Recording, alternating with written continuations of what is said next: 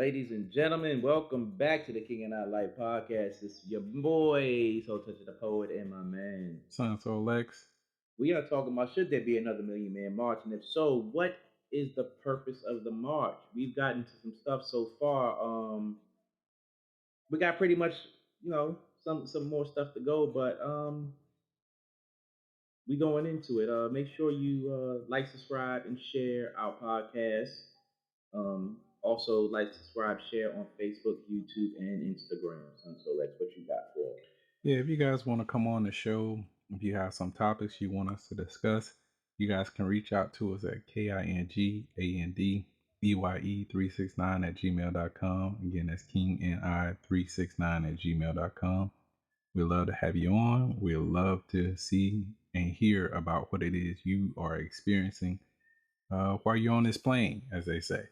So let's chop it up, man. Reach out to us. Yes, indeed. So let's jump back into it. We have been talking about the basis of the march and the black issues that being put back on the nation's political agenda. So let's talk about environmental hazards. This is another one that I feel is not an issue just for us. No. Now, because the environmental issues that are out there affect every American. Let's just look at the people who work in coal mining areas like in West Virginia, Pennsylvania, and various other places. There are not a lot of us out there in those places. We don't do that. That's not us. Right. So you have to look at the high cancer rates in those areas that affect those people that live there. And again, a lot of those people are not us. Right. Now, when you look in inner cities and this, that, and the other, and they say, "Oh, black communities, this, that, and the other," it's like, wait a minute, we're right next to a white community, or we're intermingled, and this, that, and the other, and the same jacked up water that they getting, we getting, the same jacked up air that we breathing, they're breathing. The same. Let's just say you stay in an area that has a lot of factories and stuff, or the same effects from that factory that we have to deal with, they have to deal with. So for me, when it comes to environmental hazards, I guess I would have to. Nah, I wouldn't have to, because it affects us all. So that being a part of the march as something that's heavily on us, that I just don't buy it. All right.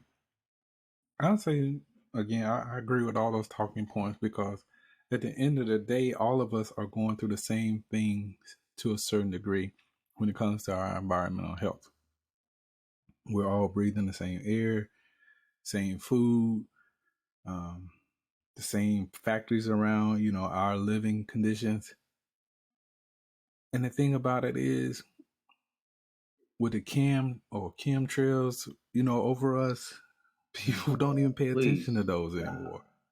But I'm like, as long as we seeing this shit flying over our heads, we're never going to be free in this country, because we're all having to breathe in this same bullshit. But again, people don't stop and think about that. We're all basically in the same damn boat, and as long as we're fighting each other and not figuring out where this damn boat is being steered to, then we're all going to keep going through the same thing.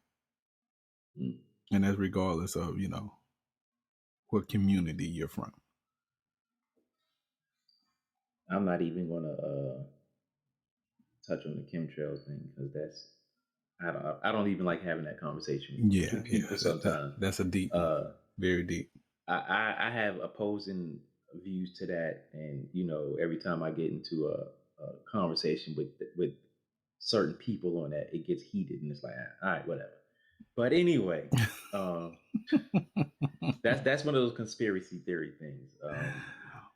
But Yeah, we in the same boat with a lot of those things that we already touched on, and it's like it's good to bring awareness to those things, but don't carry a lot of those things like it's just us. Um, when it comes to the justice system, for me, I think that's the only thing that stands out as far as putting that on the nation's political agenda. Everything else is look, either get off your ass and do what you got to do, or just shut the hell up because Yeah. yeah, yeah. But moving on to promote, support, and self sufficiency in Black communities. When it comes to the march, I would say yes. That was that. As far as the march goes, I will say a great thing to promote. Um, because we, and as you have said many times, we need to have our own. We need to have our own. We need to have our own. I totally agree with you. And the thing about it is, if we're not promoting and supporting self-sufficiency in the Black communities, again, we cannot expect them to do it. These are things that we have to do. We need to think about community. We need to think about family. We need to think about building up our infrastructure inside of this infrastructural system. We need to do our work. We can't have jokers out there, bitching, complaining, and it's like, well, what are you doing to help us build us? Like, if you're not doing nothing but running your mouth, I don't want to hear anything that you have to say. I have no faith in no respect in what you're saying, um, because the less that you are bringing into the community to help it, the less that the less that your word matters to me. It's a big thing within our community. It's kind of like a coin. There are certain people who actually want to do the right things in our communities and push, self sufficiency, and then there are others, like you're saying, who they rather complain about it than do something about it. Right. Unfortunately, but we're not going to move in a healthy direction again, like you're saying, until we come together. 100% participation would be great, but shit, at this point, I'll be happy with 95, 90, Right. Yeah. something. So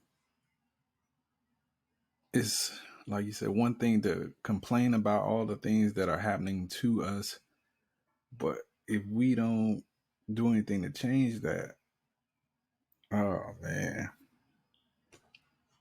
just spitting words, man. That's all people are doing that are complaining. You just spitting words. So I think I'm sure that was promoted during the Million Man March.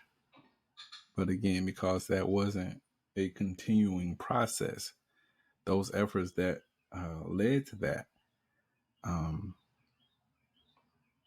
kind of fell by the wayside there to a certain extent. We all could sit up here and talk about, well, we talked about this and we talked about that. But at the end of the day, again, if you're not backing those conversations, meaning putting words to or action to the words, then you're spinning your wheels. But moving on, though, to combat negative stereotypes. During the march, I know that was one of the biggest things that was brought up as far as like how we conduct our business. Um, Again, other communities can project what they want us to feel or how they think we feel, or their ideas about what's going on in our communities based off of what they see in the news. But it's kind of like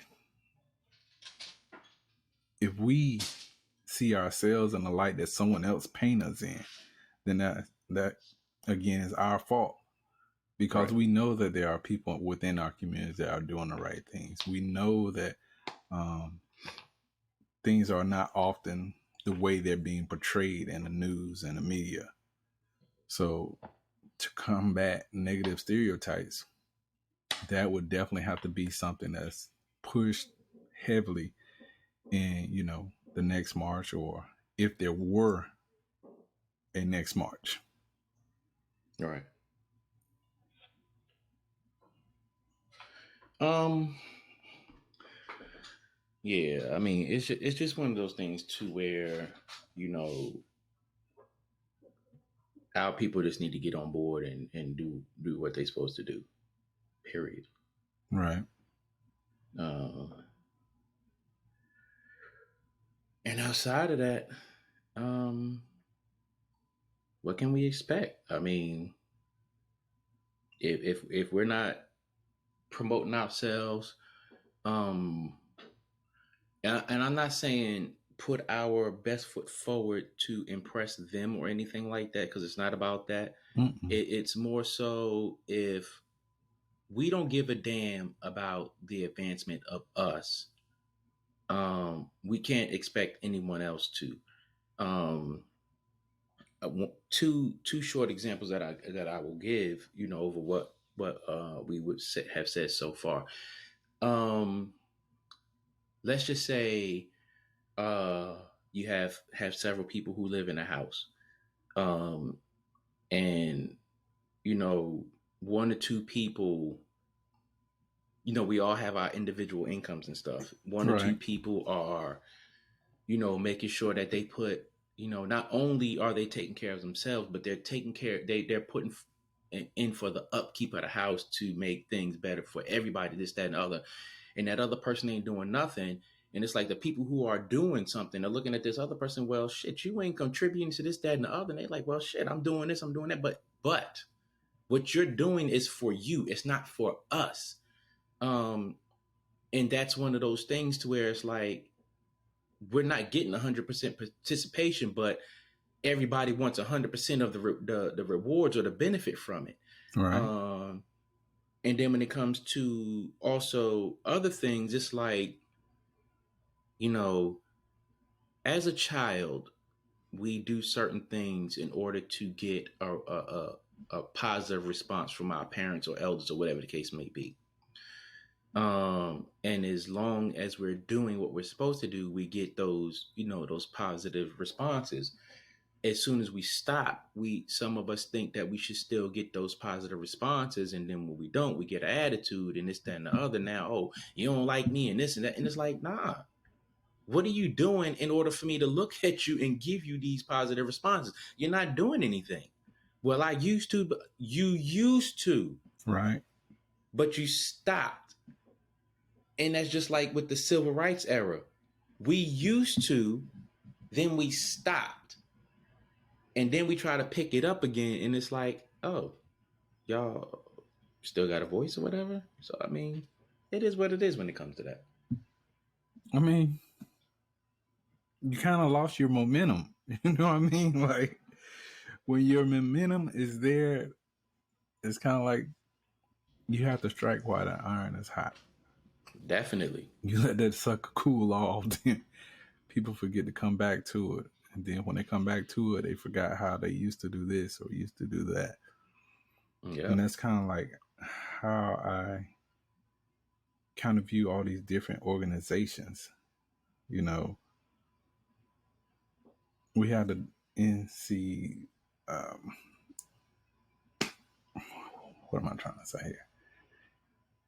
AACP and things, Right. organizations like that, where they used to do this, and you heard about them pretty regularly. Now, Mm-hmm. how many times do you actually hear about them? And then when you do hear about them, it's like they don't have the same semblance that they used to have back in the day. It's like that's just another organization with a bunch of goddamn letters. It's like they don't mean nothing, they don't do nothing, blah blah blah. And it's like, I don't fault the NAACP. No, I fault individuals within and outside of it. Um, you know, a lot of our organizations and stuff like that are corrupt on different fronts, whether it's outside or internally, and because of that, they have lost their respectability and stuff like that. So, um, but again, when it comes to it, it's like, look, we have to take care of us. Period. exactly. Again, we can all sit up here and moan and groan, as they say, about, well, this is happening to us, or we're doing this to each other. But again, if you put no actions behind your words, then you might as well go and keep it to yourself, man. Yeah, pretty much. Pretty much. I just think with some of these organizations, they definitely lost their way. And again, when our momentum was so strong, that should have continued, meaning generation after generation. Because the thing about it is, when you look at other communities, yeah, they don't face the same issues to a certain degree, but a Mm-hmm. lot of the issues that they face, we face those same issues, but somehow or another they can get through theirs, but we can't get through ours. I Right. just, I can't accept that. I can't accept it either. At all. But moving on to criticisms, prominent black women formed a counter group called the African American Agenda 2000, citing sexism. Your thoughts, sir? um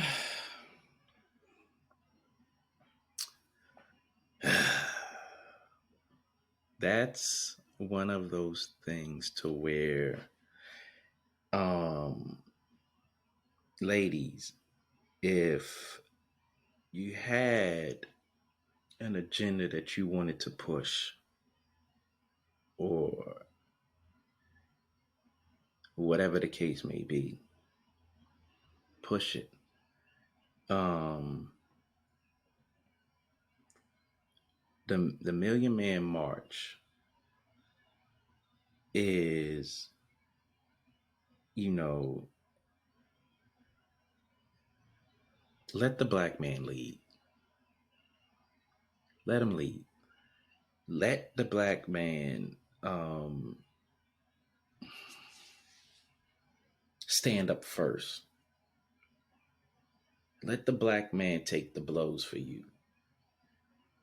Let the black man lead the charge. Um, it's not that, in my opinion, it's not that y'all were being excluded or anything,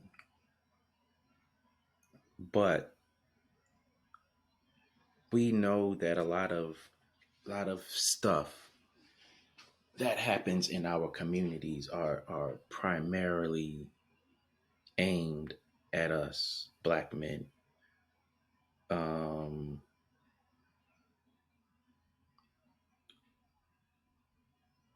so yeah, I mean, if they were out there speaking ill of black women, then I could co-sign the sexism thing. But if that wasn't happening, why would you push that? Like, for what reason? Um, then I kind of look at it as a divide and conquer thing. Like, True. who's pushing that? Is this black women, or is this somebody behind the curtain pulling the puppet strings, encouraging that nonsense? Because I just I don't get it. The way I see it is kind of like how Ice Cube had talked with Trump about, Mm-hmm. helping our community. Mm-hmm. And then black women were like, well, what about us? Yeah. It's kind of like that. Like, what about us? And like, are you not melanated? Are you not a part of the melanated community? Help me understand, as you say. I find that there's nothing wrong with women wanting to do their own things. But when you put sex over us, that's where I think we had a problem. There's nothing wrong with being, an independent, strong black woman, as they say. But again, we're talking about community. We're talking about us coming together to make things better for us. Not better for black men, not better for black women, not better for black children, but better for us. And I'll leave that alone. I just wanted to throw one more thing in there because when you was talking about how the women were, having their opinion about Ice Cube.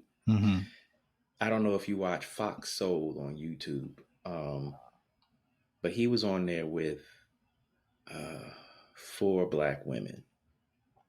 And I think Lisa Ray was one of them. Yeah. I can't remember the other ones that were on there. But they really was talking about, it doesn't say anything about black women and this, that, and the other, and blah, blah, blah. And I'm sitting there like, this does not exclude black women. And he specifically said there is a part in there for black women. But then the flip side of what he was saying was, if you have any suggestions or input, provide them. And, when it comes to criticism, stuff like that, again, how I was saying, a lot of people may not support the Nation of Islam or this, that, and the other. But when it comes to these things that are for us, it's like, if you are not providing input, you can't sit on the sideline and bitch about what ain't happening or what ain't in there. Right. Participation is key. If you're not participating, shut the hell up. So that's all I got to say about that part. Yeah. Oh, man. So then Farrakhan received unfavorable attention from African American Christians. I'll let you go first on that. I'll let you have that one first. Oh, man. I think that's a bunch of BS in the highest form right there. I mean, let's face it. The man put together something to help all of our communities. And you guys are criticizing him because he didn't do it the way you would have. But what did you do? Exactly. What Christian leader stood or came forth and said, you know what? Instead of me criticizing this man, let me use my power to help promote the thing that he has coming on or coming up or what he's trying to do. Let me support that. And again, I'm sure that there are plenty of Christian leaders who were there, in support. But I'm talking to the ones that were criticizing. Again, it's easy to point the finger, but again, what are you doing? Right. That's one of the things that, help keep us divided is the religion, when it should be one of the things that help bring us together. I'll leave it at that. Man. And that's the thing that kind of blows my mind with the whole thing. You cannot sit there and bitch, gripe, and whine when you're not doing anything. Because for these African American Christians to have an issue with because they received unfavorable attention.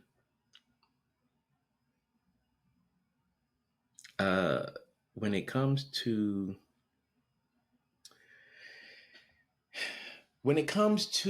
religion, that is a touchy subject for a lot of people. Everybody has their own separate beliefs, this, that, and the other. Right. But the thing about it is, and this is not for or against Farrakhan, for or against Christians. When it comes to that, you have to allow people to believe what they choose to believe, and so forth and so on. But at the end of the day, when it comes to Million Man March, don't make it about religion. Make it about what we as a culture is dealing with. Because when you do that, you eliminate the nonsense, even though it's not going to be eliminated.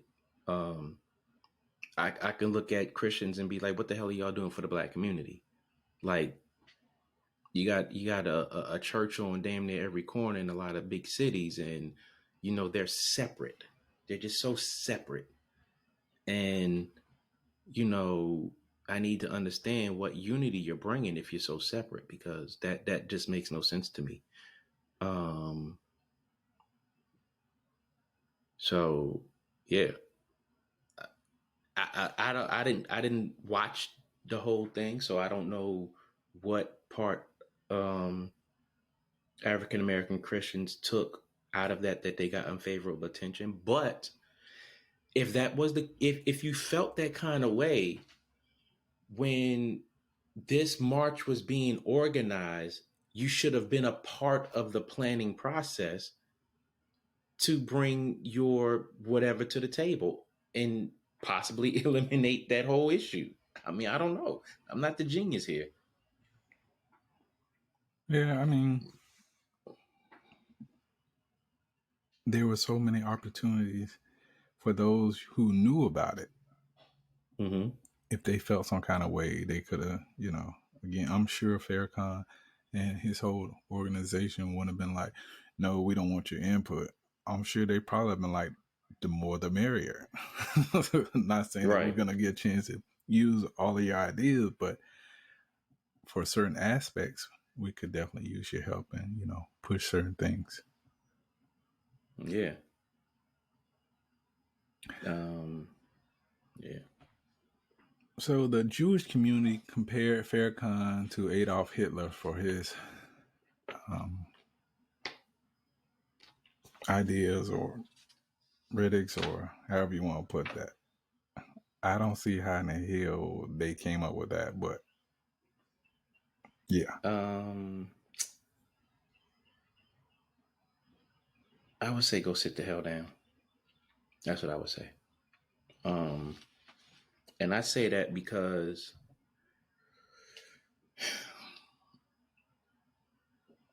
y'all jokers on certain things are just overly sensitive. Again, I'm not a big follower of Farrakhan, so and I didn't watch the speech, so I don't know what he could have said that could have been taken that way. Like his rhetoric was like something of Hitler, but I just look at that as the same thing as the black women with the African American agenda and the African American Christians. Don't